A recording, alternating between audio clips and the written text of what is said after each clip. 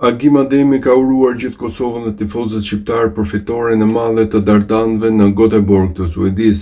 I pari i futbollit kosovar ka thënë se fitoria në Göteborg e Kosovës 0-1 ndaj Suedis ka treguar se nuk ishte rastësi fitoria 2-0 në Prishtinë një muaj më parë. Ademi ka falenderuar edhe tifozët të Dardanë dhe gjithë bashkëdhetarët për një atmosferë fantastike të krijuar në Ullevi Stadium. Postimi i plot nga Agim Ademi. Urime fitoria madhe Kosovë, çfarë fitore, çfarë emocioni, çfarë krenarie, e mposhtim sërish Suedin dhe e blindojmë pozitën e dytë në grup. Këta djelmosha thjesht të lënë pa fjalë dhe na japin krenari të pashtershme me talentin dhe shpirtin e tyre luftarak.